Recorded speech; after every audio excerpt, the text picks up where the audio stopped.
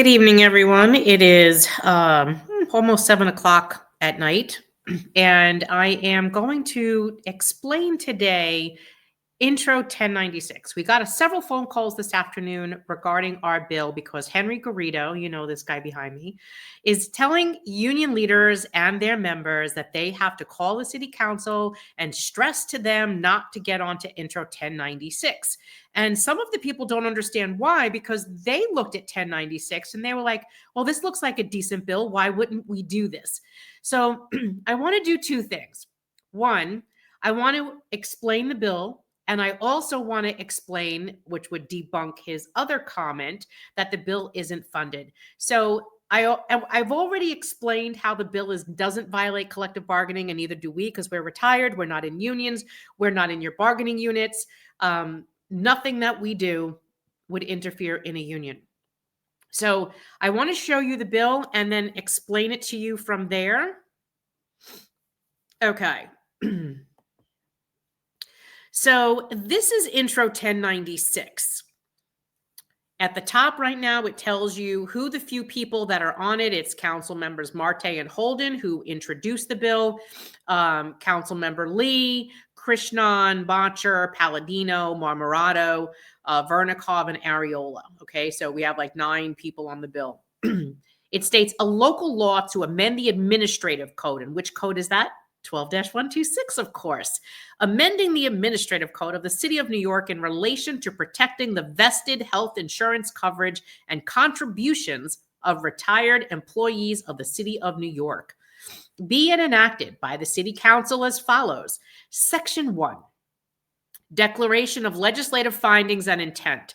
So everything we're going to read here, this isn't the law, but this is an explanation of the law. And then once we get to the next page and I show you the law, I'm going to tell you what the law is. And then I'm going to go back and show you where it belongs in the administrative code. It is the policy of the City of New York and this council to preserve traditional Medicare and the choice of a Medicare supplemental plan and not diminish healthcare benefits. The council states that it is critical to protect the vested health insurance coverage and the contributions of city retirees against any diminishment in order to ensure full access to health care and to minimize the need for emergency room and Medicaid expenditures. The council also recognizes that city retirees earned and paid for their benefits and were made promises during their employment, including in summary program descriptions of what benefits they would be provided during their retirement. Now, that's to explain, as I was just explaining this afternoon, a summary program description book is given to every employee every October when it's open enrollment time. You can go and change plans if you want to, add dependents to your plan, drop a dependent. But every October, that book comes out. It used to come in hard copy, and I believe now it's just basically digital. But it is a PDF. It's currently on the OLR website. You are free to go look at it today. It's still up there every year. It explains every plan that's there, the benefits of those plans, the procedures of your healthcare benefits, when you vest, what happens when you die. Everything is there. And this book has been known as a legal document by the courts, and it governs your healthcare program. Let's see. Where was I? The council further finds that eligibility for retiree health coverage is provided pursuant to the terms of Section 12-126 of the Administrative Code of the City of New York and the summary program descriptions. And that's accurate. City health plans were legislated by the City Council in 1967 at the request of Mayor John Lindsay. Lindsay said, listen, Medicare just passed and I want to give it to employees and retirees. So by personnel order, he gave it to employees, but he couldn't do the same he couldn't do the same for retirees by a personnel order. He actually had to pass a law. So he went to council members Mario Marola and Edmund Farrell, and Mario later became the district attorney for the Bronx, and asked him, hey, listen, would you do bill for these retirees? I want to give them Medicare. And so the theory was that he would provide them with Medicare that would pay the first 80%. The city would then save money because they're paying this last 20% that Medicare didn't cover. And it would be a savings to the city. It would give retirees the benefit of a federal public health benefit. and everyone would be happy, and they were. And the benefits that the city would provide wouldn't be duplicated by Medicare, meaning it would only cover that last 20% that Medicare didn't cover, which was great. And at the time in 1967, when Medicare came about, the Medicare cost was only $3. Today, the base plan is only $175. So whenever you hear this knucklehead start saying that retirees cost a lot of money, Medicare retirees are the least expensive cost to the city of New York. Not only is their Medicare plan $175 today, their supplemental plan is roughly about $200 and change. So it is not a great expense. Who is? Active workers, under 65 retirees, because both are still on the full active worker plan. Okay. Continuing, the local law recognizes that the protections of vested health coverage provided in Section 12-126 of the Administrative Code of the City of New York have repeatedly come under attack by different city administrations, leaving city retirees who earned and paid for these benefits to turn to the council every time for protection.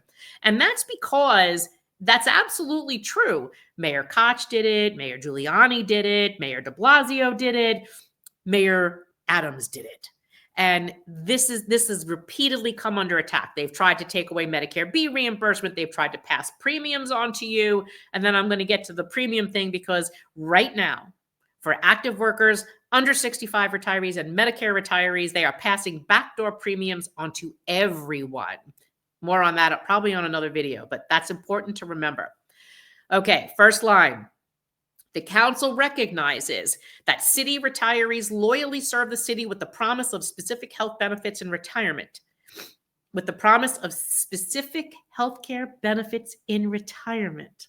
It also recognizes that a material change in those healthcare benefits may prevent city retirees from seeking medical care because of financial hardship. Further, the council finds that many public employers have offered their retirees choices of health insurance plans to supplement their Medicare policies. These offered choices are made in accordance with the summary plan descriptions that public employers provide their employees and retirees. And we currently have three. We have the GHI Senior Care, we have the Anthem Medicare Related, and then there's DC-37 Med Team, which is a supplemental plan to Medicare only open to DC-37 retirees. Let's see. Under federal law, a summary plan description governs health insurance, healthcare benefits, and the levels of these benefits that employees and retirees receive, and these employees and retirees should be able to rely on this information. Some of these plans for retirees serve as a Medicare supplemental plan, also known as a Medigap policy, in that they pay for the 20% of the cost of a medical appointment or service after Medicare pays for its statutorily required 80%. A retiree is then able to see any healthcare provider throughout the United States, including its possessions and territories, as long as the provider accepts Medicare. More than 95% of these healthcare providers throughout the United States accepts Medicare. These Medicare supplemental plans or Medigap policies entrust medical decisions to the physician or other healthcare provider of employees or retirees. However, many public employers have implemented or proposed retiree proposals include the imposition of health maintenance organizations, HMOs, for employees, and Medicare Advantage plans, MAPs, for retirees. These plans have been found to reduce healthcare consumers' access to necessary medical care due to protracted pre-authorization procedures, and frequently have forced them to stop using their longtime healthcare provider. Accordingly, these healthcare consumers are at increased risk of delaying their care or increasingly relying on urgent care. This puts their health at increased risk and results in costlier care. Now, this is where the law changes, okay? Section 12-126 of the Administrative Code of the City of New York is amended by adding a new subdivision E as follows. Now remember this. We're adding a little where this belongs. Okay.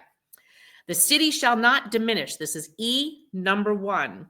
The city shall not diminish the health insurance coverage provided to retirees and their dependents or the contributions the city makes such health insurance cover such dependents by the city as of December 31 of 2021. Let me pause there for a moment because this has become another issue.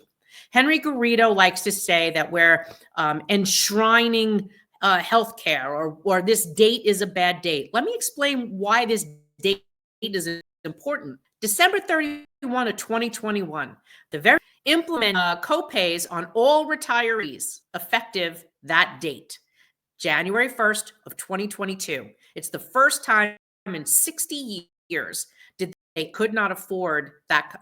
We could not afford health insurance copays because of how little many of us made. So like I said to you always, DC 37 retirees makes 2/3 of them make under $35,000. 1/3 of them make under $12,000. Saddling them with copays is disastrous because it's like a car payment to people who are in their 70s, 80s, 90s who don't make a lot of money. So the date is important because what have they been doing? A copay or a deductible is a backdoor premium. And now I've said this twice. What does that mean? The code prevents them from passing premium on to you. So every time you hear a union leader say, your healthcare is still premium free, quality healthcare. No, it's not real. What they are doing is passing premium on to you in the form of a copay or a deductible and watering down your healthcare for raises. They've been doing this for decades. We're going to get into that a little bit more, but I don't want to get too conflated with these issues because it'll confuse everyone to death. Let's go to number 2. It says, for the purposes of this subdivision, the term diminish shall mean to cause any change in healthcare offered that could potentially make it harder for city retirees residing anywhere in the United States, including its territories and possessions, to access their healthcare than before such change was made. These changes include, but are not limited to, increasing the cost of such healthcare, subjecting city retirees to Medicare Advantage plans or any managed care plan, or any form of privatization of the public health benefit of Medicare, requiring them to use healthcare providers only from pre-designated panels or networks, or requiring them to wait for pre-authorization for medical procedures that are recommended by their healthcare providers. And lastly, number 3 says this local law takes effect immediately and is retroactive and deemed to have been ineffective December 31 of 2021.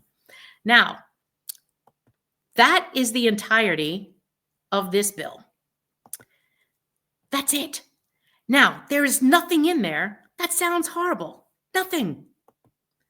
So I don't understand why everyone is freaking out about this.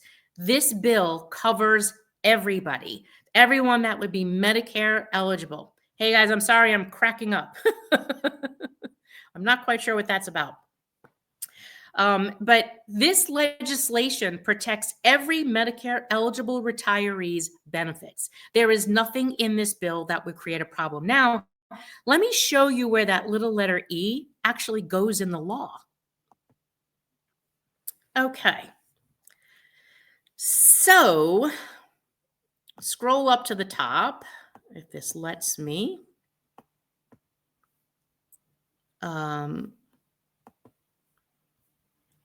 Okay. This is the Administrative Code 12-126.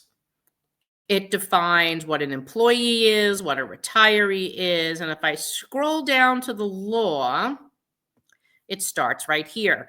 The city will pay the entire cost of health insurance coverage for employees, city retirees, and their dependents, not to exceed 100% of the full cost of HIP HMO on a category basis. Okay.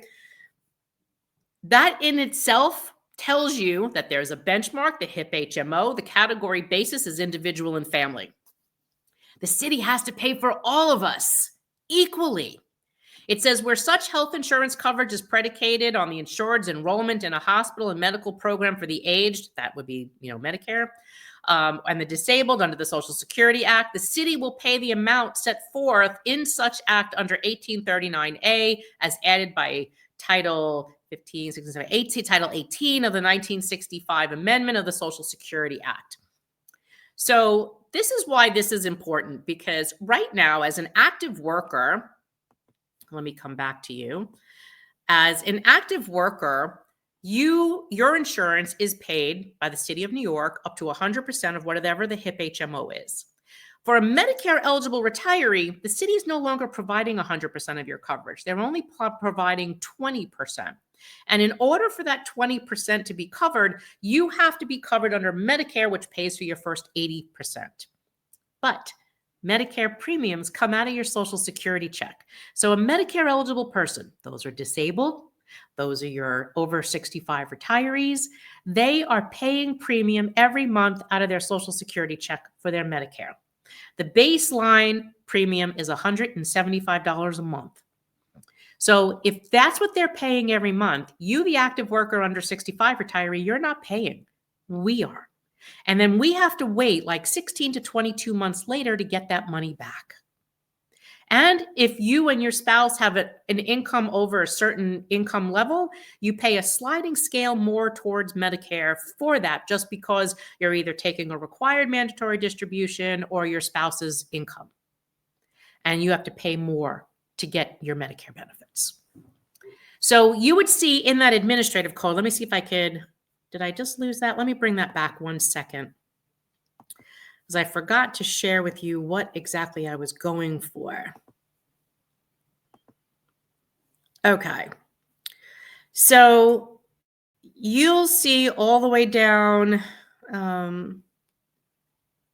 A, B, C, D. Okay. So at the bottom down here, you'll see D says such health insurance coverages provided under this section shall be administered by the Office of Labor Relations. This is the bottom of the bill. We were going to add that little letter E here, and it would be part of the bill. And all it's doing is codifying what we've had as a floor for the last 60 years.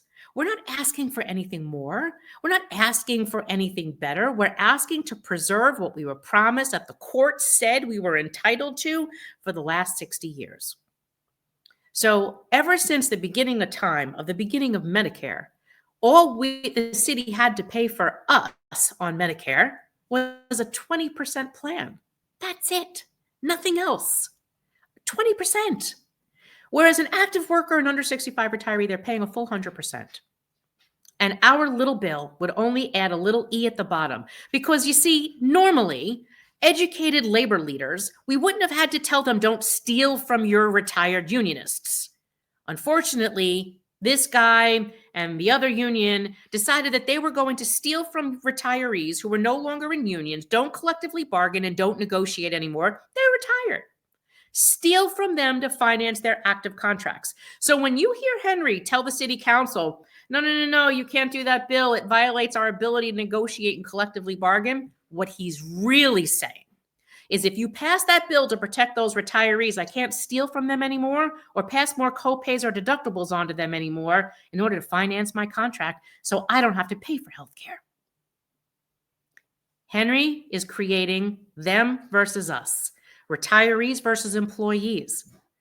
That should never have been allowed to happen. That is anti-union as the day is long.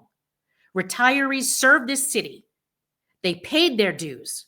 They served the time. They earned their benefits and their health care is vested. No union leader, and I don't care which one you want to talk about, it's not just him. No union leader should be stealing from retired unionists. End of story. So that's why the law is required, because we happen to have, unfortunately, ill-advised, uneducated labor leaders like this one who think it's okay to pass copays and deductibles onto retirees and force them into managed care. Now, 2 years ago, we had said, because remember, we're fighting this now since August of 2021. We have won every single level of every case that we've had so far.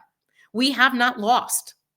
The courts affirmed what the city had to pay. The court said that the city can't force us into managed care, that the promise made should be a promise kept. And yet he keeps lying to the city council that he could do this and he represents retirees. And a bill to protect our health care is illegal and violates collective bargaining and isn't funded. So I hope this explains all of this to you, because for active workers that aren't paying attention, you need to. Because if Henry is okay with stealing from retirees today, if he's still the executive director of the district council tomorrow when you're retired, he's going to be stealing from you too. So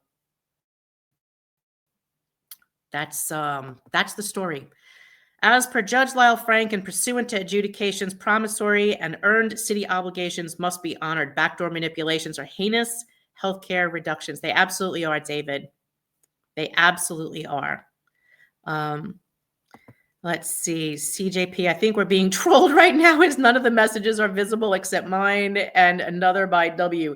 And it could be service. I mean, I think there was like a windstorm coming through here because everyone was saying, I know I could hear the wind outside, but everyone was saying my reception was fuzzy. If I have to do this again, I'll do this again. I could pretty much do this video in my sleep. But I also record these, so I'll go back and see if the recording is okay, and then I'll upload it back to YouTube and into each of these places. So I hope that helps everyone understand. And active workers, please share this with unions. Please share this with your friends. Share this with your colleagues, your active workers. Put this on your active worker social media pages. Send this to your city council members. This is important because they need to listen. So that's extremely important because this is your future. Why don't you care? This active is paying attention and spreading your words daily. Well, thank you. Why don't you care? Super important. This is your future. Henry Garrido's got to go. He cannot keep selling off people's healthcare benefits. So literally when they're saying, and I have to keep saying this, when he says that this bill would interfere with his collective bargaining, what he's saying is this bill would prevent him from taking more of what belongs to us, passing more copays on to us, increasing our deductibles in order to benefit him. That's what he doesn't, that's what he wants to be able to continue to do, and this bill stops him from doing it.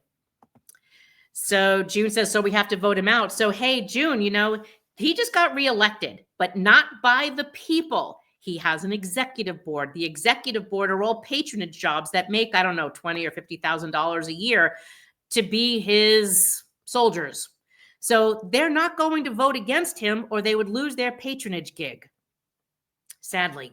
And let me see if I could actually pull up and see who those are. So I haven't looked at that in a long time. DC 37.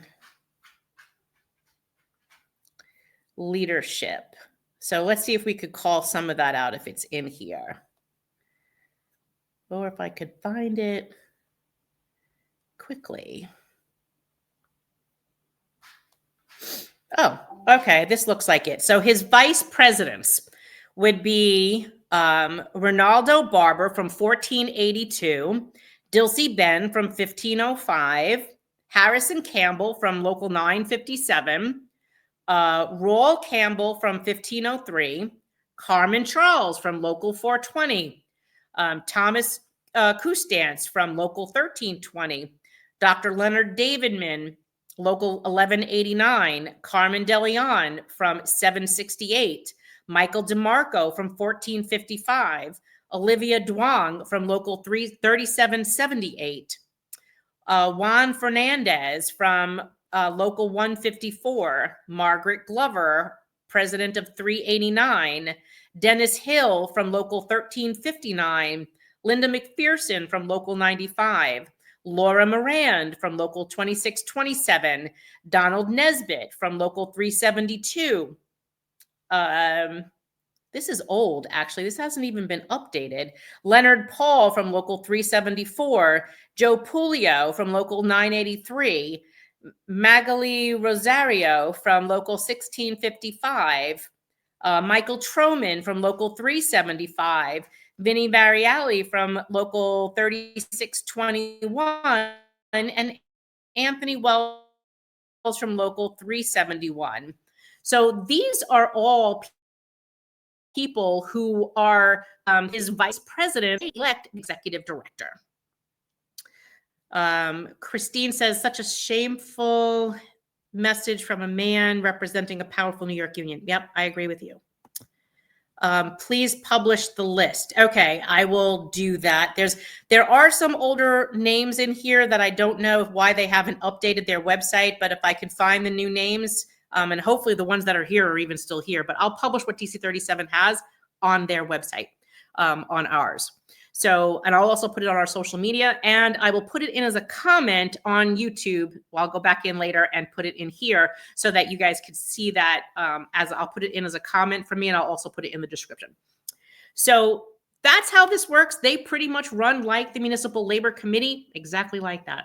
It's not like the entire body votes. It's just the leadership votes for the leader.